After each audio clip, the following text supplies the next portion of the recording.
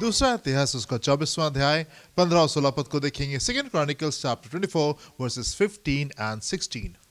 परंतु यहोयाद बूढ़ा हो गया और दीर्घायु होकर मर गया। जी जब वो मरा तब 130 वर्ष का था। जी दाऊदपुर में राजाओं के बीच उसको मिट्टी दी गई, क्योंकि उसने इस्राएल में और परमेश्वर के और उसके भवन के विषय में भला किया था। जी verse number 15 one more time. परंतु यहोयादा यहोयादा बूढ़ा हो गया और दीर्घायु होकर मर गया। जब वो मरा तब 130 वर्ष का था। 130 वर्ष का था। यहोयादा जो है he lived long and he lived happy। एक लंबा जीवन, एक आनंद से भरा जीवन, एक संतुष्टि से भरा जीवन प्रभु ने उसको दिया। मेरे प्रिय, मैं आपसे कहना चाहता हूं कि ये संभव नहीं है कि आप अच्छे रहें और वो आपके साथ में बुरा होने पाए। It is not possible. ये संभव नहीं है कि आप एक अच्छी चाल को परमेश्वर के साथ में चलें, आप उसके भय में चलें, आप आज्ञाकारिता के साथ में चलें और आप अपने जीवन में वो करें जो सही है और परमेश्वर आपके जीवन में बुरा करें। ऐसा संभव नहीं है। इट इज नॉट पॉसिबल कि आप फेथफुल रहें, आप वफादार रहें और वो आपके साथ में वफादार ना हो और वो आपको छोड़ करके चला जाए या आपके साथ में बुरा होने पाए। It is not possible. ये संभव नहीं है। भजन संहिता 37 उसके 25वें पद में दाऊद कुछ इस प्रकार से कहते हैं, मैं लड़कपन से लेकर, दाऊद कहते हैं मैं लड़कपन से लेकर बुढ़ापे तक देखता आया हूँ, परंतु ना तो कभी धर्मी को त्यागा हुआ, ना किसी धर्मी को त्यागा हुआ और ना उसके वंश को टुकड़े मांगते देखा है। उसके बच्चों को, उसके वंशों को मैंने टुकड़े मांगते देखा है।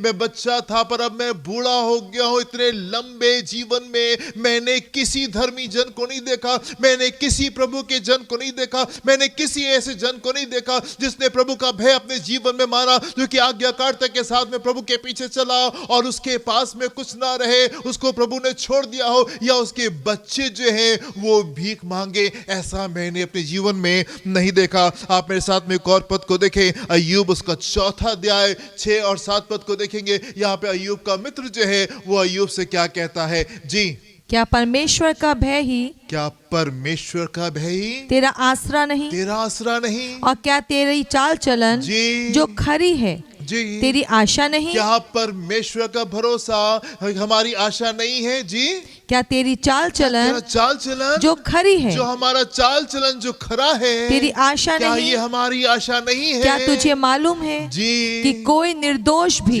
कभी नष्ट हुआ है? क्या कोई निर्दोष कभी नष्ट हुआ? या कहीं सज्जन भी काट डाले गए? क्या कभी ऐसा सुना, क्या कभी ऐसा देखा गया कि जो प्रभु को मान रहे हैं, जो प्रभु के पीछे चल रहे, वफादारी के साथ में चल रहे, पूरी ईमानदारी के साथ में चल रहे, उसकी हानि होने पाए, उसका नुकसान होने पाए, परमेश्वर उसको छोड़ दे और वो बर्बाद हो जाए? क्या कभी ऐसा देखा गया? नहीं, ऐसा नहीं देखा गया। ये जरा मोमेंट्स ऐसे पल आते हैं जब रात में से होकर के गुजरते, पर सुबह आनंद जरूर से आता है और उन रात के पलों में भी परमेश्वर हमारे साथ में रहते। ऐसा संभव नहीं मेरे प्रियो कि आप उसके साथ में अच्छे रहे और वो आपके साथ में जो है वफादार ना रहे। आप उसके साथ में भलाई करें और वो आपके साथ में बुराई करे।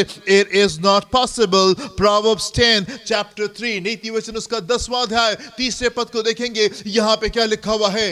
धर्मी को यहोवा भूखों मरने नहीं देता। धर्मी को यहोवा भूखों मरने नहीं देता, परंतु दुष्टों की अभिलाषा वो पूरी होने नहीं देता। मैं आपसे कहना चाहता हूँ, परमेश्वर हमेशा बीच में रहता है। परमेश्वर हमेशा बीच में रहता है। आप सारी चीजों के बीच में ध्यान से यदि आप देखेंगे, you will find God there. आप परमेश्वर को वहां पे जरूर से पाएंगे। परमेश्वर धर्मियों को भूखा मरने नहीं देता और दुष्टों की युक्ति वो पूरा होने नहीं देता। परमेश्वर महान परमेश्वर है। भजन संहिता 112 पहले पद से चौथे पद में ऐसा लिखा हुआ है, क्या ही यहाँ की स्तुति करो, क्या ही धन्य है वो पुरुष, धन्य है वो पुरुष जो यहोवा का भय मानता है। कितना आशीषित वो जन है, कितना ब्लेस्ड वो जन है जो यहोवा का भय मानते हैं। वो लोग जो कि परमेश्वर के भय में चलते हैं, वो लोग जो कि परमेश्वर के वचनों को पढ़ते हैं, उसके पीछे चल रहे होते हैं, आज्ञाकारिता के साथ में चल रहे होते हैं, पाप को अपने अपने अपने पास से दूर रख के चल रहे होते हैं, परमेश्वर की नजदीकी में चल रहे होते हैं, उसकी आराधना कर रहे होते हैं, उसकी प्रशंसा कर रहे होते हैं। क्या ही धन्य है वो जन जो यहोवा का भय मानता है और उसकी आज्ञाओं से अति प्रसन्न रहता है। उसका वंश पृथ्वी पर पराक्रमी होगा। सीधे लोगों की संतान आशीष पाएगी। सीधे लोगों की संतान आशीष पाएगी। वो लोग जो कि परमेश्वर का भय मान करके अपने जीवन को चलाते हैं, संसार की युक्ति पे नहीं, संसार के तौर तरीकों से नहीं, परमेश्वर का भय मान करके, परमेश्वर को ऑनर करके, सारी चीजों के बीच में परमेश्वर को रख करके वो जो अपने जीवन चलाते हैं, उनका जीवन इस प्रकार का होता है। जी आगे, उसके घर में धन संपत्ति रहती है और उसका धर्म सदा बना रहेगा। सीधे लोगों के लिए अंधकार के बीच में ज्योति उदय होती है। वो अनुग्रहकारी, दयावंत और धर्मी होता है। मेरे प्रियो, मैं आपसे कहना चाहता हूँ, इट इज नॉट पॉसिबल, ये संभव नहीं है कि आप अच्छे हो और वो आपके साथ में बुरा हो। यह संभव नहीं है कि आप परमेश्वर का भय माने और आप एक आज्ञाकारिता के चाल को चले, आप एक ऐसे जीवन को जिए जो कि प्रभु को महिमा देता है और परमेश्वर जो है वो आपको त्याग दे, परमेश्वर आपको छोड़ दे। इट इज नॉट पॉसिबल, यह संभव नहीं है। भजन संहिता 18, 25 और 26 पद में कुछ इस प्रकार से लिखा हुआ है, दयावंत के साथ तू अपने को दयावंत दिखाता है और खरे पुरुष के साथ तू अपने को खरा दिखाता है। शुद्ध के साथ तू अपने को शुद्ध दिखाता और टेढ़े के साथ तू तिरछा बनता है। To the faithful he shows himself faithful, वफादार के साथ में वो अपने आप को वफादार दिखाता है। जो लोग वफादार हैं वो अपने जीवन में परमेश्वर की वफादारी को अनुभव करते। इट इज नॉट पॉसिबल, ये संभव नहीं है कि आप परमेश्वर के साथ में एक अच्छी चाल को चले और वो आपको छोड़ दे और वो आपको त्याग दे और आपके साथ में बुरा होने पाए। और यहाँ पे हम यहूदा के साथ में भी हम इसी बात को होते देख रहे हैं। हम यहूदा के साथ में हम इसी बात को देख रहे हैं। एक लंबी आयु, और एक लंबी आयु नहीं लेकिन नहीं तो बहुत ज्यादा लंबी आयु परमेश्वर ने उसको दी। 130 साल तक के ये जीवित रहा और 130 साल के बाद में इसकी मृत्यु होने पाई। उन दिनों में, उन समय में जबकि नॉर्मली आदमी 70 साल या 80 साल जीवित रहता है, he lived long, he lived to be 130। उस जमाने में जिस समय 70-80 साल की उम्र में लोगों की मृत्यु हो जाया करती थी, ये एक लंबी आयु में जाता है। उस समय लिखा हुआ है दाऊद जो था वो 70 साल की उम्र में उसकी मृत्यु हो गई। सुलेमान के बारे में लिखा हुआ है कि 94, सुलेमान के बारे में ऐसा कहा जाता है कि 94 ईयर्स के आसपास में, 94 साल के आसपास में उसकी मृत्यु होने पाए। हाँ, प्रभु के जो लोग थे, यहोशू था, वो थोड़ा लंबे गए, 110 साल तक के, मूसा 120 साल तक के जीवित रहने पाया। पर हम यहाँ पे जन को देखते हैं, जो कि 130 साल तक के जाता है, मेरे पे मैं आपसे पूछना चाहता हूं, वो तमाम वजह जो कि हमारे जीवन को ले जाती है, वो तमाम वजह जिसकी वजह से, वो तमाम रीजंस जिसकी वजह से हम मृत्यु को फेस करते हैं, हम डेथ को फेस करते हैं और हम यहाँ से चले जाते हैं, वो तमाम वजह इसके जीवन में कार्य क्यों नहीं की?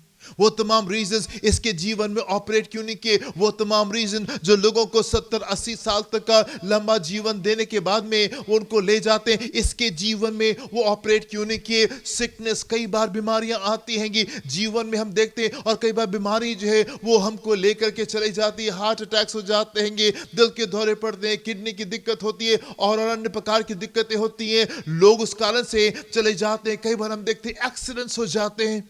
अच्छा खासा जीवन है, सब कुछ ठीक से चल रहा, अचानक से एक्सीडेंट हो गया और हमारा जीवन जो है वो चला जाता है। कई बार हम देखते हैं कि उस जमाने में तो बहुत से युद्ध हुआ करते थे और युद्ध के कारण कई लोग अपनी जवानी में अपने जीवन को खो देते थे। ये जो हाई प्रीस्ट है, ये जो महायाजक है इस्राएल का, ये अब ये वॉर में, ये युद्ध में इसके जीवन क्यों नहीं चला गया? कई बार राइवलरी होती है, कई बार दुश्मनियां हो जाती हैं और दुश्मनी में लोग जो है एक दूसरे की हत्या कर दिया करते। ये उस कारण क्यों नहीं गया? इसके जीवन में ऐसा क्यों नहीं हुआ? एंड कई बार ओल्ड एज होती है, बुजुर्गी होती है, जीवन का एक स्तर है, जीवन एक समय के बाद में खत्म हो जाता है और उसके बाद में हमारी मृत्यु हो जाती है। ओल्ड एज भी इसको लेकर के क्यों नहीं जाने पाई? हम देखते हैं कि लंबा जीवन है, एक लंबा जीवन ये जन जीने पाता है। क्यों? ये सारी बातें, ये फैक्टर्स जो हैं, ये इसके जीवन में काम क्यों नहीं कर रहे हैं?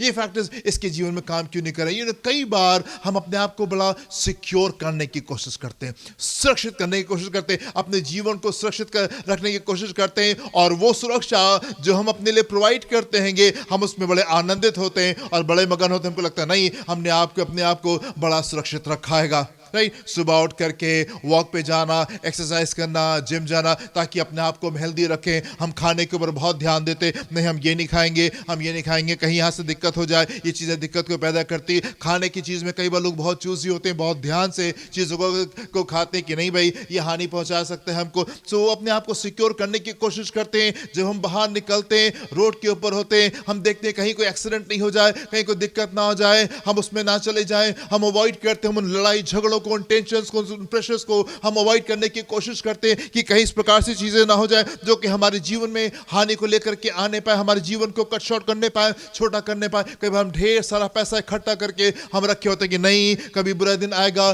कभी कुछ दिक्कत आएगी तो ये पैसा हमारे जीवन में हमारी मदद करेगा, और उसमें कई बार हम सुरक्षा को महसूस करते हैं। We secure ourselves. अपने आप को, अपने जीवन को हम सुरक्षित करने की कोशिश करते हैं कि हम सुरक्षित रहने पाएं और हम एक लंबी आयु को जीने पाएं। मैं आपसे कहना चाहता हूं कि अगर आपकी सुरक्षा की सारी चीजें कामयाब भी हो गई, वो तमाम बातें जो आप अपने आप को सुरक्षित रखने की कोशिश करते हैं कि आप एक लंबे जीवन को जीने पाए, अगर वो सारी चीजें आपके जीवन में काम भी कर गई तो भी आपका जीवन कहां तक पहुंचेगा? तो भी आप किस स्तर तक अपने जीवन को लेकर के जा सकते हैं? मेरे प्रियो, अभी हमने हाल में देखा कि वो हमारी सुरक्षाएं जिसके ऊपर हम बड़े अपने आप को फूलते हैं, बड़े हम अपने आप को विश्वास करते हैं कि नहीं हम सुरक्षित हैं। हमने देखा हाल में कोरोना के समय में कि कैसे उन सुरक्षाओं ने हमारा साथ नहीं दिया और तमाम चीज़ों के होने के बावजूद भी हमने लोगों को हारते हुए देखा। कई बार हम अपने आप को बड़ा सुरक्षित महसूस करने की कोशिश करते हैं, पर मैं आपसे कहना चाहता हूं, अगर ये सुरक्षा आपके जीवन में काम भी कर गई तो भी आप कहां तक पहुंचेंगे? तो भी आप कहां तक पहुंचने पाएंगे? परमेश्वर ने, प्रभु यीशु मसीह ने चीजों को बहुत सिंप्लीफाई किया, बहुत आसान से, बहुत साधारण से शब्द में प्रभु यीशु मसीह ने चीजों को बयान किया और उसने कहा कि मनुष्य सिर्फ रोटी से नहीं, मनुष्य सिर्फ रोटी से नहीं परंतु हर उस वचन से जो परमेश्वर के मुंह से निकलता है जीवित रहेगा। रोटी से नहीं, उन तमाम सिक्योरिटी से नहीं जो आपको लगता है सुरक्षा से कि ये हमको बचा लेंगी, हमारा अच्छा खान पान हमको बचा लेगा, हमारा व्यायाम करना, हमारे एक्सरसाइज करना, हमारा जिम जाना ये हमको बचा लेगा, हमको हेल्दी रहना ये हमको बचा लेगा, हमको सुरक्षित रखना ये हमको बचा लेगा, हमारा रुपया पैसा हमको बचा लेगा, हम अच्छे डॉक्टर्स को जानते हैं, हम अच्छे लोगों के साथ में संबंध को रखते हैं और ये तमाम चीजें हमको बचा लेंगी। पर इन तमाम चीजों के बावजूद भी आप कहां तक पहुंचने पाएंगे? ये परमेश्वर के लोग ये जो इतने लंबे जीवन को जी रहे और एक आनंदित जीवन को जी रहे और एक खुशहाल जीवन को जी रहे, ये कहां से आ रहा है? ये कैसे हम प्राप्त कर सकते? एक लंबा जीवन और एक आनंद का जीवन और एक विजय का जीवन, जहां पे बीमारियां जो है हमारे जीवन के प्रभाव नहीं डाल रही है। मूसा के बारे में लिखा हुआ 120 साल तक के उसके शरीर की ताकत जो थी वो घटने नहीं पाई थी और उसकी आंखों की रोशनी जो थी वो कम नहीं होने पाई थी। गॉड वाज विद हिम, परमेश्वर उसके साथ में थे और वो उसको बल दे रहे थे। हम कैसे लंबे तक के जाते, कैसे हम स्ट्रांग जाते, कैसे हम मजबूती के साथ में हम आगे बढ़ते। प्रभु यीशु मसीह ने सिंपलीफाई किया चीजों को। Man shall not live by bread alone, सिर्फ रोटी से ही मनुष्य जो है वो जीवित नहीं रहेगा, परंतु हर शब्द से जो परमेश्वर के मुख से निकलता है, जो परमेश्वर के मुख से निकलता है। और ये बहुत आवश्यक है हमारे लिए। अभी हाल में मैं एक स्टेटमेंट को देख रहा था, मैंने कहीं पे एक वाक्य को पढ़ा और वहां पे कुछ 10वें अंश के संबंध में कुछ इस प्रकार से चीजें लिखी हुई थी कि आपका 100% आपकी योग्यता के साथ में और आपका 90% परमेश्वर की योग्यता के साथ में।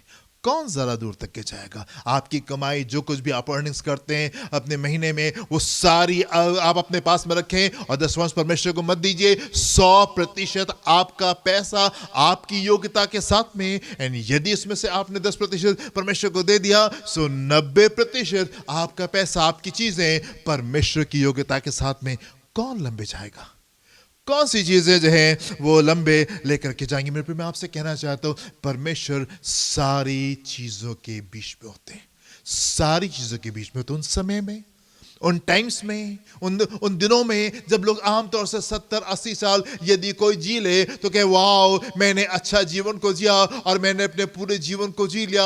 उसमें परमेश्वर जो चीजों को और आगे तक के लेके जाते हैं। परमेश्वर का सामर्थ्य आपको और आगे तक के लेके जाता है। कई बार हम अपने आप को देखते हैं, संसार के लोगों के साथ में तुलना करते हैं एंड वी थिंक कि नहीं भाई ठीक है, हम ठीक है, बढ़िया चल रहा है, सब कुछ अच्छा चल रहा है। पर मैं आपसे कहना चाहता हूं, यदि परमेश्वर आपके बीच में आ जाएंगे, यदि परमेश्वर के सामर्थ्य आपके बीच में आ जाएगी, वो आपके जीवन को एक डिफरेंट प्लेटफॉर्म के ऊपर लेके चली जाएगी। परमेश्वर के सामर्थ्य आपके जीवन को एक डिफरेंट प्लेटफॉर्म के ऊपर लेकर के जा सकती है। उन दिनों में, जिन दिनों में लोग 70-80 साल के जीवन को जीते थे, हम देख रहे हैं यहां पे एक जन है, यहां पे एक जन है जो कि 130 साल तक के अपने जीवन को जी रहा है। लंबा जीवन, सामर्थ्य जीवन, खुशहाल जीवन, आनंदित जीवन प्रभु ने उसको दिया। कैसे? मनुष्य सिर्फ रोटी ही से नहीं, लेकिन हर उस वचन से जो परमेश्वर के मुख से निकलता है, जो परमेश्वर के मुख से निकलता है। मैं आपसे कहना चाहता हूं, पवित्र आत्मा हमारा बहुत ही बेस्ट टीचर है। Holy spirit is our best teacher. और आप परमेश्वर के वचन में जाएं, समय बिताएं। As you read the word of God, जबकि आप परमेश्वर के वचन को पढ़ते, मेडिटेट अपॉन इट, आप उसके ऊपर मनन करें। ठहरे, जल्दबाजी में परमेश्वर को वचन ना पढ़े, अभी पढ़ा और अभी भूल गए, अभी नहीं मालूम कि हमने क्या पढ़ा। जब आप परमेश्वर के पास में जाए, जब आप समय को निकाल के परमेश्वर के सामने जाए, समय बिताएं, आप अच्छे से परमेश्वर के वचन को पढ़े, समझ करके परमेश्वर के वचन को पढ़े और अनुमति दें कि परमेश्वर का वचन आपसे बात करने पाए। कई बार हम सिर्फ जिम्मेदारी को पूरा कर रहे होते, वचन पढ़ना था हमने पढ़ लिया, वचन पढ़ना था हमने पढ़ लिया और ये काफी है। एंड क्या होता है कि जल्दबाजी में चीजों को लेके चलते हैं, इसलिए परमेश्वर का वचन रिसीव नहीं कर पाते। एंड क्योंकि परमेश्वर का वचन रिसीव नहीं कर पाते, इसलिए आम जीवन को जी करके चीजें हमारी खत्म हो जाती। But if you want to live extraordinary, यदि आप एक असाधारण सा जीवन चाहते, यदि आप एक विशेष जीवन चाहते, उसका तरीका ये, परमेश्वर का वचन हमारे जीवन में आना जरूरी है। परमेश्वर का वचन हमारे जीवन में आना जरूरी है। आप मेरे साथ में देखें एक पद को, सुबोपदेशक उसका 5वां अध्याय उसका पहला पद। मैं उन लोगों से बात करना चाहता हूं जो अपने जीवन को विशेष चाहते हैं, एक आम जीवन चाहते हैं। जैसे बाकी सब लोग 70-80 साल का जी लिया, हाँ भाई बहुत अच्छा जी लिया, बहुत बढ़िया हो गया। पर if you want a special life, यदि आप विशेष जीवन को चाहते, देन ये शिक्षा आपके लिए आवश्यक है। सुबोपदेशक उसका 5वां अध्याय पहले पद में देखिए यहाँ पे क्या लिखा हुआ है। जब तू परमेश्वर के भवन में जाए, जब तू परमेश्वर के भवन में जाए, तब सावधानी से चलना। परमेश्वर के भवन में जाए, जब तू परमेश्वर की उपस्थिति में जाए, तब सावधानी के साथ में चलना। सुनने के लिए समीप जाना, सुनने के लिए समीप जाना। मूर्खों के बलिदान चढ़ाने से, मूर्खों के बलिदान चढ़ाने से उत्तम है, क्योंकि वे नहीं जानते कि बुरा करते हैं। बुरा करते हैं, क्योंकि वो नहीं जानते कि बुरा करते हैं। गए परमेश्वर के पास में, सुन के नहीं आए, जो कुछ कहना था वो कह दिया और कह के आ गए। दिस इज रॉन्ग, ये गलत है, ये बुरा है। परमेश्वर का वचन यहाँ पे कह रहे, यदि आप इस रफ्तार से बस गए, जल्दी से वचन पढ़ा, जल्दी से प्रार्थना की, जो कहना था कह दिया और वहां से चले गए, और आप खुश महसूस करें कि नहीं, आई एम वेरी हैप्पी, मैंने परमेश्वर के साथ में समय को बिताया, यहाँ पे लिखा हुआ है कि ये काम गलत है, ये चीज गलत है। जल्दबाजी में चीजों को नहीं, परमेश्वर की उपस्थिति में जब आप आए तो थोड़ा समय बिताएं, थोड़ा समय बिताएं, ठहरें, देखें परमेश्वर का वचन आपसे क्या बात कर रहा है, परमेश्वर का वचन आपसे क्या कह रहा है। इन चीजों को आप रिसीव करें, आप पकड़ें। और मैं आपसे कहना चाहता हूं, यदि सुबह उठ करके आप परमेश्वर के सामने ठहरेंगे, प्रभु से उन वचनों को ले लेंगे, आपका पूरा दिन विशेष होने जा रहा है। दिन भर क्या होने जा रहा है परमेश्वर को पता है, आपको नहीं पता है, और उस तैयारी के साथ में वो सुबह ही आपको ऐसा वचन दे देता है कि आप उसमें आनंदित रहें, आप मगन रहे, आप विजय को प्राप्त करने पाए। संसार में ढेर सारी चीजें डराती हैं, हमको भय में लेके जाती, पर यदि आप सुन रहे हैं उसकी बात को, यदि आप सुन रहे हैं उसकी बात को, आप बड़ी विजय में रहेंगे, आप बड़ी विजय में रहेंगे। ये जन कैसे यहां तक के पहुंचने पाया? He was faithful। फेथफुल क्यों था? क्योंकि वो सुन करके चला था, उसको मालूम था परमेश्वर का वचन क्या कह रहा है, वो जानता था परमेश्वर की इच्छा को, और इन चीजों को अपने जीवन में पूरा कर रहा था। एंड इसीलिए हम इसको इतने आगे तक के चलता हुआ देख रहेंगे। हम देखेंगे यहाँ पे 30वें अध्याय के पहले पद को देखेंगे और 30वें पद को देखें क्या यहाँ पे लिखा हुआ है। Chapter 23 verse 1 and verse 3। 7वें वर्ष में जी यहोयादा ने हियाव बांधकर जी यरोहाम के पुत्र अजर्या, योहनान के पुत्र इश्माएल। 7वें वर्ष में इसने हियाव बांध करके लोगों से बातचीत की। ये हाई प्रीस्ट है, महायाजक है, इस लोगों को इकट्ठा किया और कहा नहीं, हमको प्रभु की इच्छा जो है वो पूरी करनी चाहिए। वर्ष नंबर 3 में आएंगे, यहाँ पे क्या लिखा हुआ है? उस सारी मंडली ने जी परमेश्वर के भवन में जी राजा के साथ वाचा बांधी, और यहोयादा ने उनसे कहा, सुनो, वो राजकुमार राज करेगा, जैसे कि यहोवा ने दाऊद के वंश के विषय कहा है। जैसा परमेश्वर ने दाऊद के वंश के विषय में कहा था कि उसके वंश के लोग ही राज करेंगे, सो जो उसका राजकुमार है वही गद्दी के ऊपर बैठेगा। उस समय में एक दुष्ट जो थी लेडी, वो गद्दी के ऊपर राज कर रही थी। हम देखेंगे 22वां अध्याय उसके 12वें पद में क्या लिखा हुआ है यहाँ पे? वो उसके पास परमेश्वर के भवन में 6 वर्ष तक छिपा रहा। यहूदा के पास में छिपा रहा ये राजकुमार जो था जी, इतने दिनों तक जी अतलिया देश पर राज करती रही। दिनों तक, for 6 years अतलिया जो थी वो देश के ऊपर राज करती रही। And in the 7th year something special happens। 7वें साल में कुछ विशेष हो रहा है। परमेश्वर सारी चीजों के बीच में 7th year जो कि स्थिरता का साल है, 7वां साल जो कि विश्राम का साल है, भले 6 साल कुछ होता रहा, लेकिन it is time for change. ये परिवर्तन का समय है और हम यहाँ पे परिवर्तन को देख रहे हैं। One more time, verse number 1 में क्या लिखा हुआ है? 7वें वर्ष में यहोयादा ने हियाव बांध करके उसने कुछ कामों को किया। मैं आपसे कहना चाहता हूं, जब आप दुष्ट को अपने पास आसपास में राज करते हुए देखे, it is time for the church. ये कलीसिया के लिए समय है कि वो जोर मारने पाए, जोर दिखाने पाए। जब हम अपने आसपास में दुष्ट की युक्तियों को देख रहे होते हैं, दुष्ट की हरकतों को देख रहे होते हैं, दुष्ट आत्माओं को देख रहे होते हैं, हम देख रहे होते हैं दुष्ट के बंधन जो है वो हमको बांध रहे, दुष्ट का आक्रमण हमारे जीवन के ऊपर हो रहा होता है। बहुत आवश्यक है कि चर्च जो है, लोग जो है, कलीसिया जो है, वो भय में नहीं जाए। पर ये वो समय होता है कि आप जोर दिखाने पाए, ये वो टाइम होता है कि आप जोर दिखाने पाए। एंड यहाँ पे ये जन विश्वास के साथ में खड़ा हो रहा है। वो रानी जो कि राज कर रही है, जो कि दुष्ट है, उसके विरोध में ये आकर के खड़ा होता है और ये जोर को यहां पे आकर के दिखाता है। वर्स नंबर 3 में हम आएंगे, यहां पे क्या लिखा हुआ है? उस सारी मंडली ने जी परमेश्वर के भवन में जी राजा के साथ वाचा राजा बांधी। के साथ वाचा बांधी और यहोयादा ने जी उनसे कहा, से कहा सुनो, जी ये राजकुमार ये राजकुमार राज करेगा। ये राजकुमार 6 साल तक के उसको छुपा के रखा। 7वें साल में समथिंग स्पेशल हैपेंस और कहता है ये राजकुमार राज करेगा, जैसे कि यहोवा ने जैसा कि यहोवा ने दाऊद के वंश के दाऊद विषय वंश कहा के है। विषय में कहा था ये लड़का, ये राजकुमार इसलिए राज नहीं करेगा क्योंकि मैं चाहता हूं कि ऐसा होने पाए और वो रानी वहां से हटने पाए, पर ये इसलिए होगा क्योंकि ये परमेश्वर की इच्छा है। ये परमेश्वर की इच्छा। हम यहाँ पे यहूदा को हम देख रहे हैं कार्य करते हुए परमेश्वर के पक्ष में आकर के खड़ा हो रहा है, परमेश्वर के लोगों के पक्ष में आके खड़ा हो रहा है। और ये परमेश्वर की इच्छा को अहमियत दे करके, प्राथमिकता को दे करके चीजों को आगे बढ़ा रहा है। इसने रानी के साथ में अच्छे संबंध को नहीं बना लिया कि भाई ठीक है आप राज करो और आप हमको तंग ना करो और हमको आपसे कोई दिक्कत नहीं है और हम अपने काम को करते रहेंगे। नहीं, इसने दुष्ट के साथ में संबंध को नहीं बना लिया, पर ये परमेश्वर की इच्छा के लिए बेचैन है।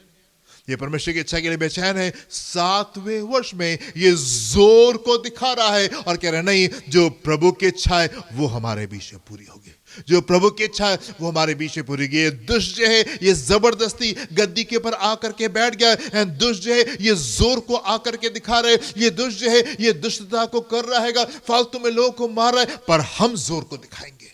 हम डर में नहीं जा रहे हैं, हम भय में नहीं जा रहे हैं, पर हम जोर दिखाएंगे और हम यहाँ से रिप्लेस करेंगे। उसने उसको हटा करके यहाँ पे राजा के बेटे को यहाँ पे गद्दी को बैठा दिया। 14 वर्ष में देखें एक और काम जो उसने किया। जी जब उन्होंने वो काम पूरा कर लिया जी तब वे शेष रुपये राजा और यहोयादा के पास ले गए और उनसे यहोवा के भवन के लिए पात्र बनाए गए, अर्थात सेवा टहल करने और होम बलि चढ़ाने के पात्र और धूपदान आदि सोने चांदी के पात्र। जब तक यहोयादा जीवित रहा तब तक यहोवा के भवन में होम बलि नित्य चढ़ाए जाते थे। जब तक यहोदा जीवित रहा तब तक के परमेश्वर के भवन में एवरी डे, हर दिन वो बलि हो रही थी, वो सैक्रिफाइसेस हो रही थी, वो आराधना हो रही थी और वो चीजें वहां पे बनी रही। सेकेंड चीज जिसको हम करते हुए देखते हैं, हम देखते हैं टेम्पल जो है वो रिस्टोर किया जा रहा है, मंदिर जो है उसके रिपेयर की जा रही है, उसमें जो कुछ टूट फूट थी उसको ठीक किया जा रहा है, नए बर्तन जो है वो बनाए जा रहे हैं। लोगों से, सब लोगों से पैसा इकट्ठा किया गया, पूरी प्रजा से पैसा इकट्ठा किया गया और वो पैसा लेकर के आया जाता था एंड मंदिर की रिपेयर्स होती है। जो टेम्पल है उसको दोबारा से खड़ा किया जा रहा है, जो टूट फूट थी उसको ठीक किया जा रहा है, नए बर्तन जो है वो बनाए जा रहे हैं। एंड जब तक के ये हाई प्रीस्ट रहा, जब तक के महायाजक रहा, तब तक कि एवरी डे परमेश्वर की आराधना उस भवन में होती रही, उसके मंदिर में होती रही। स्टूड फॉर गॉड, वो परमेश्वर के लिए खड़ा हुआ, वो परमेश्वर के लिए खड़ा हुआ। हम वापस आएंगे अपने टेक्स्ट में, दूसरा इतिहास 24वां अध्याय 15-16 पद को देखेंगे। यहाँ पे क्या लिखा हुआ है। परंतु यहोयादा जी बूढ़ा हो गया और दीर्घ आयु होकर मर गया, और दीर्घ आयु होकर मर गया। जब वो मरा जी तब 130 वर्ष का था। 130 वर्ष का था। नॉर्मली जिस समय में लोग 70-80 साल जीते हैं वो 50 साल और जीता है। 50 years were added to his life, 50 और साल उसके जीवन में जोड़ दिए गए। 130 years तक के ये जन जा रहा है। कितना विशेष जीवन, कितना स्पेशल जीवन, कितनी विशेष आशीष है परमेश्वर ने इसके जीवन में इसके ऊपर दिखाई। आगे क्या लिखा हुआ 16वें पद में, दाऊदपुर में राजाओं के बीच उसको मिट्टी दी गई। उसको मिट्टी दी गई। नॉर्मल नहीं, राजाओं के बीच में उसको मिट्टी दी गई, क्योंकि उसने इस्राएल में और परमेश्वर के और उसके भवन के विषय में भला किया था। क्योंकि उसने ये इतनी बड़ी भलाई क्यों हुई, इतना लंबा जीवन क्यों होने पाया और राजाओं के साथ में उसको क्यों दफनाया गया? क्योंकि उसने इस्राएल में परमेश्वर के और उसके भवन के विषय भला किया था। भला क्या? तो क्योंकि उसने परमेश्वर के विषय में और परमेश्वर के भवन के विषय में उसने कुछ विशेष कामों किया। अभी हमने देखा क्या विशेष काम उसने किए। परमेश्वर की इच्छा को उसने पूरा किया, उसने जोर दिखाया। यस, दुष्ट राज कर रहा था, दुष्ट के बंधन वहां पे थे, उसने जोर दिखाया एंड परमेश्वर की इच्छा को उसने वहां पे पूरा किया। मंदिर को रिपेयर किया, मंदिर में नए जो चीजें हैं वो बनवाई जाती है। He lived for God, परमेश्वर के लिए जिया, परमेश्वर के लिए, परमेश्वर की बातों के लिए उसने अपने आप को दिया। और हम देखते हैं परमेश्वर ने उसके साथ में वफादारी दिखाई, परमेश्वर ने उसके साथ में वफादारी दिखाई। ऐसा हो नहीं सकता मेरे प्रियो कि आप अच्छे हो और वो आपके साथ में बुरा होने पाए। ऐसा हो नहीं सकता कि आप भला करें, आप वो करें जो सही है एंड परमेश्वर आपके साथ में बुराई के साथ में आए। ऐसा हो नहीं सकता, ऐसा हो नहीं सकता कि आप वफादार रहें और वो आपको धोखा दे और वो आपको छोड़ करके चला जाए। ऐसा हो नहीं सकता। यहाँ पे वजह लिखी हुई है क्यों परमेश्वर की भलाई इसके जीवन में होने पाए, क्योंकि ये वो जन था, क्योंकि ये वो जन था जिसने अपने आप को परमेश्वर की चीजों के लिए दिया और परमेश्वर के भवन के लिए इसने अपने आप को दिया। संसार में हमको सिर्फ एक ही प्रकार के लोग मिलते हैं। आप संसार में जाइए, कलीसिया के बाद संसार में जाइए, आपको सिर्फ एक ही प्रकार के लोग मिलेंगे। You will find just one kind of people, और वो लोग में होंगे जो कि सेल्फिश होते हैं। मैं और मैं, वो सिर्फ अपने बारे में सोच रहे थे, कैसे हमको मिल जाए, कैसे हमको मिल जाए, कैसे हमको मिल जाए, कैसे हमको मिल जाए। संसार में सिर्फ एक ही प्रकार के लोग आपको मिलेंगे। कलीसिया में आप आएंगे, आपको दो प्रकार के लोग मिलेंगे। एक वो लोग जो कि अभी चीज़ों को सीख रहे हैं, जो कि अभी चीज़ों को जानने की कोशिश कर रहे हैं, एंड अभी भी उनके जीवन में बस वही बात होती है, हमको मिल जाए, हमको मिल जाए, हमको मिल जाए, प्रभु ये वाली बात, प्रभु वो वाली बात, हम सिर्फ परमेश्वर से हम मांग रहे होते हैं। सेकेंड कैटेगरी आपको जो कलीसिया में मिलेगी, और वो ये मिलेगी कि वो अपने लिए तो मांग रहे होते हैं, प्रभु उनको दे रहे होते हैं, पर साथ में वो दूसरों के लिए प्रार्थना कर रहे होते हैं, दूसरों के लिए प्रार्थना करते हैं, परमेश्वर के राज के लिए वो कार्य कर रहे होते हैं, परमेश्वर के राज को अपने बीच में वो बिल्डअप कर रहे होते हैं, परमेश्वर की इच्छा को वो देखते हैं कहाँ पे कमी घटी है, कहाँ पे चीजें दिक्कत वाली हो रही है, एंड वो उसके लिए प्रार्थना में जाते हैं, उसके लिए कोशिश करते हैं कि वो चीजें वहां पे होने पाए। दे लिव फॉर गॉड, वो परमेश्वर के लिए जीते, परमेश्वर की इच्छा के लिए जीते। जैसे हम यहाँ पे यहूदा को देखते हैं, हम यहाँ पे उसको ऐसा नहीं देखते कि वो राजनी के साथ में संबंध को बना करके और उसे अच्छे अपने रिश्ते को ठीक करके और वो आराम से हो गया। नहीं, उसने देखा कि ये गलत हो रहा है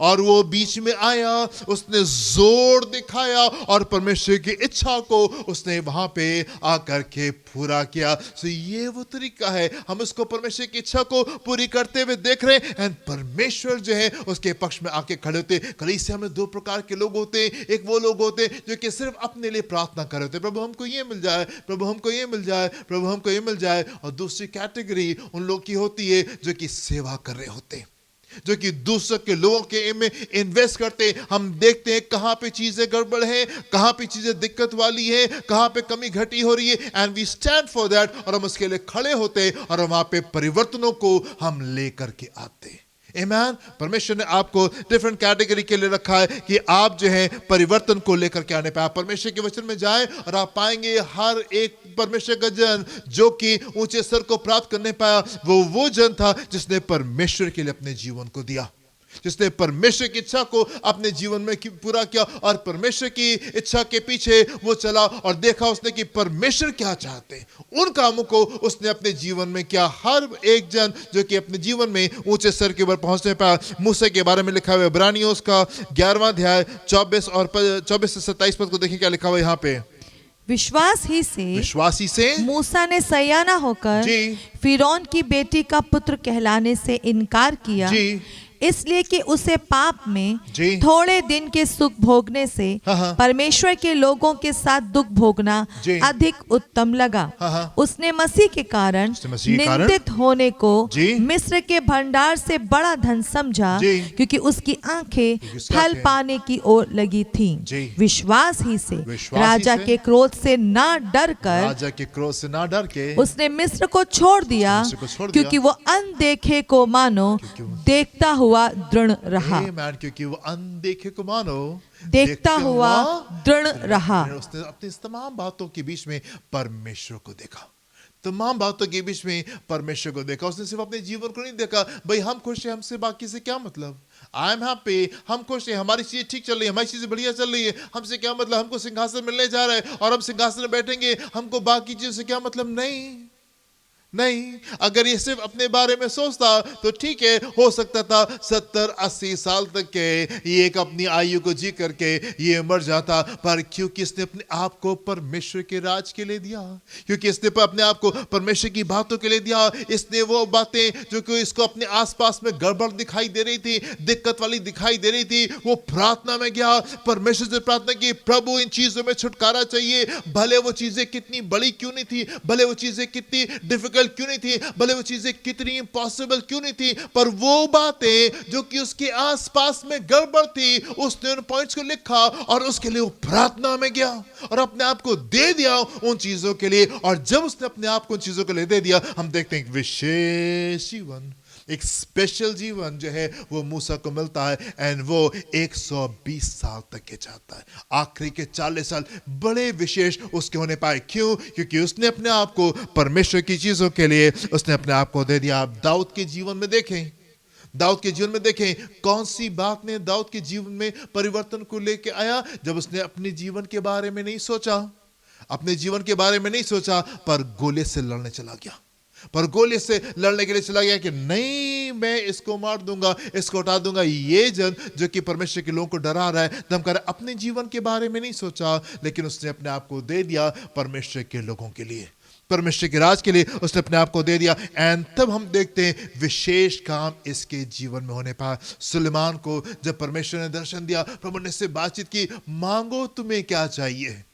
मांगो तुम क्या चाहते हो कि मैं तुम्हारे लिए करूं। हम देखते सुलेमान जो है वो अपने लिए धन दौलत नहीं मांग रहा है, अपने लिए रुपया पैसा नहीं मांग रहा है, अपने वो विरोधियों की गर्दन नहीं मांग रहा है कि विरोधी उसके खत्म होने पाए। वो परमेश्वर से बुद्धि मांग रहा है, प्रभु मुझे बुद्धि दीजिए ताकि मैं आपके लोगों को आगे क्यों लेके चलने पाऊं, ताकि मैं आपके लोगों के ऊपर अच्छे से उनके लिए इंतजाम को करने पाऊं, अच्छे से मैं उनके ऊपर राज करने पाऊं। उसने अपने आप को दे दिया।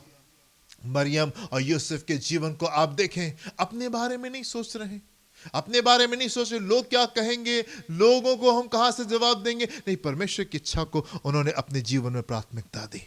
एंड क्योंकि उन्होंने अपने जीवन को परमेश्वर के लिए दिया, इसलिए जीवन विशेष होने पाया। परमेश्वर के वचन में जाएं, एक एक उस जीवन को स्टडी करें जो बड़े होने पाए, जो विशेष होने पाए, वो जीवन जिनमें परमेश्वर ने बड़े चमत्कार किए, बड़े विशेष काम उनके जीवन में किए। ये वो जीवन थे जिन्होंने अपने बारे में सिर्फ नहीं सोचा, सिर्फ अपनी चिंता नहीं की, पर अपनी चिंता के साथ साथ में उन्होंने बाकी की चीजों की चिंता की। वो गड़बड़ी, वो दिक्कतें जो उनके आसपास में थी, they stood for them, वो उनके लिए खड़े होने पाए और उन्होंने अपने समय में, अपने टाइम्स में उन्होंने जोर दिखाया। परिस्थितियां जो थी वो उनके लिए भी इतनी टफ थी, पर उन तमाम चीजों के बीच में उन्होंने जोर को दिखाया और परमेश्वर की इच्छा को उन्होंने अपने समय में पूरा किया। और इसलिए परमेश्वर ने उनको ग्लोरीफाई किया, इसलिए परमेश्वर ने उनको ग्लोरीफाई किया। कई बार जब ऐसे लोगों को देखते हैं परमेश्वर के वचन में, हम चाहते हैं परमेश्वर आप भी हमारे लिए स्पेशल काम को करें, हमारे लिए विशेष काम को करें। Yes, he wants to do that special work in your life. वो विशेष काम को आपके जीवन में भी करना चाहता है, पर वो तब होने पाएगा, तो वो तब होने पाएगा जब आप अपने आप को परमेश्वर के राज के लिए देंगे, परमेश्वर की चीजों को ले देंगे। वो तमाम बातें जो कि आपके आसपास में जो गड़बड़ हैं, यदि आप उनके लिए खड़े होंगे, यदि आप उनके लिए कुछ करेंगे, परमेश्वर आपके जीवन को ब्लेस करेंगे। बहुत आवश्यक है मेरे प्रियो कि आप अपने चारों ओर देखें, आइडेंटिफाई करें, नीड्स को आइडेंटिफाई करें, देखें कहां पे किस चीज की आवश्यकता है और आप उसके लिए प्रार्थना करना शुरू करें, कुछ करें उन तमाम बातों के लिए। If you want to be blessed of God, यदि आप चाहते हैं परमेश्वर आपको विशेष तरीके से आशीष दे और आपका जीवन जो है वो एक एक्स्ट्रा ऑर्डिनरी जीवन होने पाए, एक विशेष जीवन होने पाए, एक स्पेशल जीवन होने पाए, वो कब होने पाएगा? जब आप अपने समय में, अपनी परिस्थितियों में, अपने चारों ओर देखेंगे यहां पे गड़बड़ क्या है, यहां पे गड़बड़ क्या, और मैं कैसे इन चीजों में परिवर्तन को लेकर के आ सकता हूं। जो भी बातें आपको दिक्कत की दिखाई दे रही हैं, आप प्रार्थना में जाएं, आप प्रार्थना में जाएं और आप अपने आप को प्रार्थना में कमजोर मत समझें। धर्मी जन की प्रार्थना के प्रभाव से बड़ा परिवर्तन आता है। अगर आप प्रार्थना करना शुरू करेंगे, किसी चीज के लिए प्रार्थना करना शुरू करेंगे, चाहे कितनी बड़ी क्यों नहीं हो और चाहे कितनी डिफिकल्ट क्यों नहीं हो, you will find change their. आप वहां पे परिवर्तन को अनुभव करेंगे यदि आप प्रार्थना में जाएंगे। प्रार्थना करें, आप मत सोचें कि नहीं ये चीजें तो बहुत डिफिकल्ट है, बहुत मुश्किल है, क्या करें। नहीं, आप प्रार्थना करें, आइडेंटिफाई करें, पहचानें कि आपके चारों ओर नीड क्या है और आप उसके लिए खड़े हों। यहोदा जो है 130 साल तक के जिया, क्योंकि उसके समय में एक दुष्ट लेडी जो थी वो गद्दी के ऊपर राज कर रही थी, पर उसने उन चीजों के लिए कुछ किया। उसने उन चीजों के लिए कुछ किया।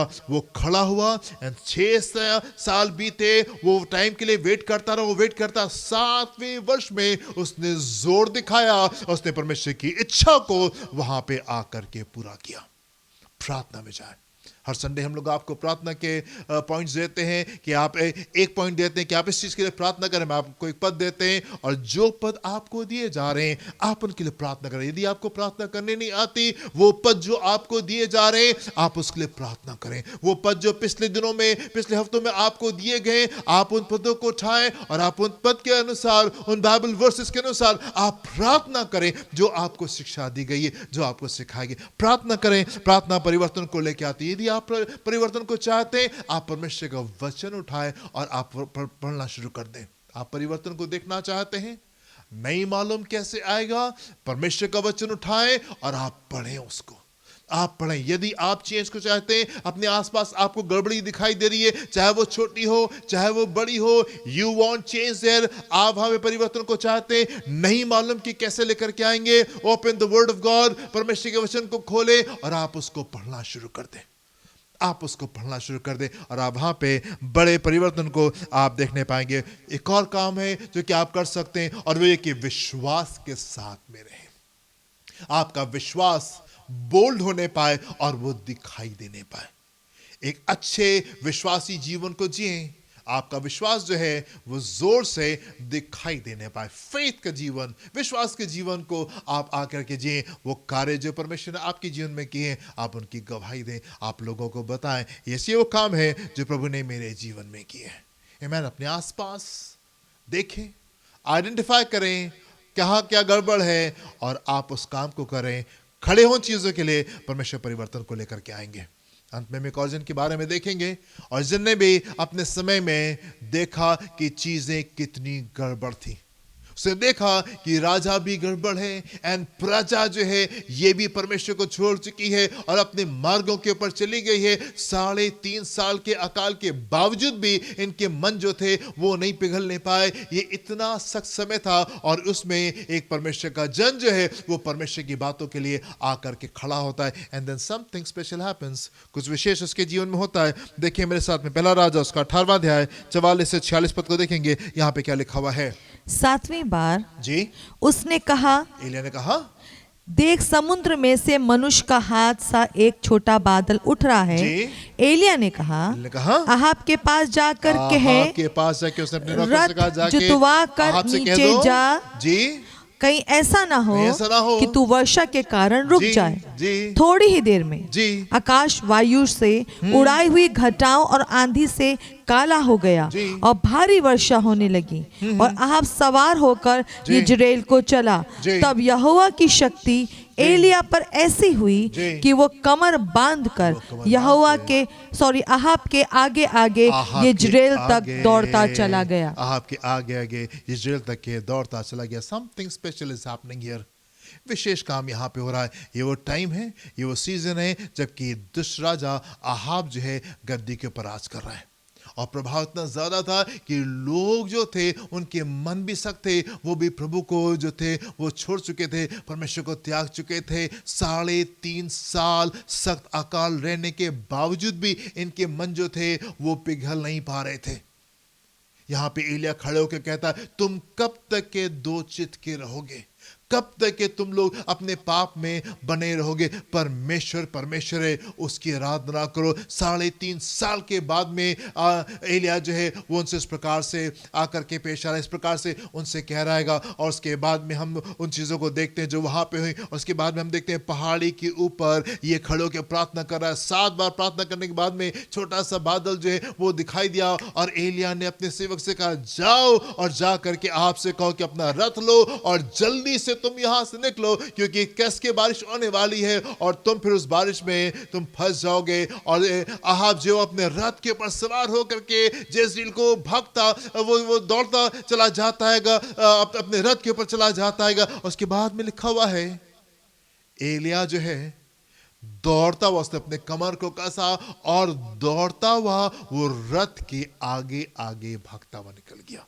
उसके आहब के राजा के रथ के आगे आगे वो दौड़ता हुआ आगे निकल कर चला गया। मैंने आपसे कहा है ये जो आने वाला सीजन है, आने वाला जो समय है, जिस साल में हम प्रवेश करने जा रहे हैं, नेक्स्ट ईयर, ये वो सीजन होगा जब एलिया जो है वो आहब के रथ के आगे निकल जाएगा। परमेश्वर की आत्मा के जोर में हम आगे की ओर निकल के चले जाएंगे। पर ये काम हर एक जन के जीवन में नहीं होगा, ये काम हर एक जन के जीवन में नहीं होगा। उन लोगों के जीवन में होगा जो कि परमेश्वर की बातों के लिए खड़े होंगे, परमेश्वर की चीजों के लिए खड़े होंगे।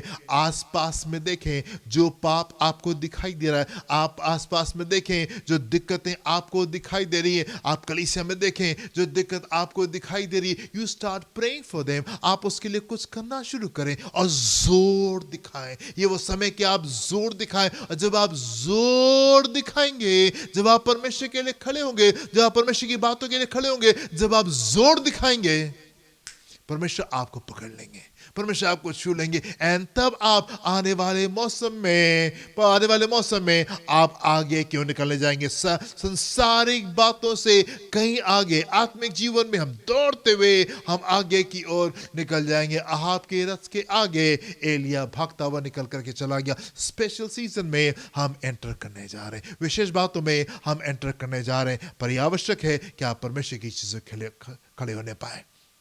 मेरे प्रिय, मैं आपसे कहना चाहता हूं यह संभव नहीं है। इट इज नॉट पॉसिबल कि आप अच्छे हो और वो आपके साथ में बुरा हो। यह संभव नहीं है कि आप अच्छा बोए और आप बुरा काटें। यह संभव नहीं है। यह संभव नहीं है कि आप ढेर सारा बोए और आप थोड़ा सा काटें। इट इज नॉट पॉसिबल कि आप परमेश्वर के साथ में वफादार रहें और वो आपके साथ में बेईमानी करे। यह संभव नहीं है। परमेश्वर आपको विशेष जीवन में लेके जाना चाहते हैं, स्पेशल अनुभव में लेकर के जाना चाहते हैं। जैसे इतिहास गवाह है कि परमेश्वर अपने लोगों को स्पेशल अभिषेक में लेकर के आगे की ओर चला। हम उस मौसम में हैं जहां पे परमेश्वर का विशेष अनुग्रह जो है वो हमारे साथ में, और वो हमको अलग जीवन को दे देना चाहता है। पर वो तब होगा जब हम परमेश्वर की बातों के लिए खड़े होंगे और हम वहां पे जोर को दिखाएंगे। प्रभु आपको आशीष दे। हम प्रार्थना करेंगे। Hallelujah, hallelujah, thank you Lord. परमेश्वर, हम आपको धन्यवाद देते हैं कि आप अपने लोगों को ब्लेस करते हैं। हम धन्यवाद देते हैं पिता परमेश्वर कि वो लोग जो कि आपके सामने ठहरते हैं, वो लोग जो कि आपसे प्रार्थना करते हैं, वो लोग जो कि आपकी चीजों के लिए खड़े होते हैं, आप उनको छोड़ नहीं देते, लेकिन आप उनके जीवन में विशेष काम को करते हैं। हम धन्यवाद देते हैं खुदा कि आप वफादार के साथ में वफादारी को दिखाते हैं। संसार में तो परमेश्वर हम चीजों को देखते हैं कि हम वफादारी दिखाते हैं, पर कई बार हमको उसके बदले में धोखा मिलता है। पर हम धन्यवाद देते हैं परमेश्वर आपका कि आप एक न्यायी परमेश्वर है और आप एक अच्छे परमेश्वर है। जब लोग आपके पीछे वफादारी के साथ में चलते हैं, आप भी उनके जीवन को स्पेशली टच करते और डिफरेंट प्लेटफॉर्म पे आप लेकर के जाते। होने पाए प्रभु कि जब लोग आपके वचन को पढ़े तो ध्यान से पढ़ ले पाए, देखे परमेश्वर उन कामों को जो कि आपने लोगों के जीवन में किए, देखे उन कामों को जो कि आपने वफादार लोगों के जीवन में किए, और देखे उन चीजों को कि जब लोगों ने त्याग दिया तब चीजें कैसे होने पाए। पिता परमेश्वर आप सहायता करें प्रभु कि आपके लोग आपके पीछे वफादारी के साथ में चलने पाए। हमारी सहायता करें परमेश्वर कि अपने जीवन में, अपने समय में हम आपकी इच्छा को खोजें और उसको पूरा करने पाए।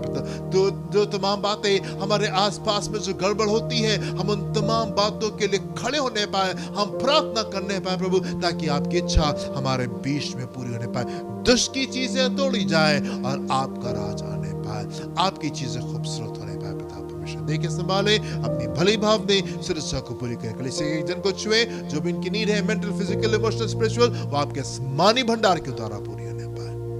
देखें और संभाले, यीशु के नाम से मांगते हैं, सुनिएगा, ग्रहण कीजिएगा। आमेन एंड आमेन। हालेलुया। हमारे खुदावंद यीशु मसीह का फजल, खुदा आपकी मोहब्बत, पाक रूह की रिफाकत, शराकत हमें सारे के साथ में अब से लेकर हमेशा तक होती रहे। Amen and amen. हालेलुया।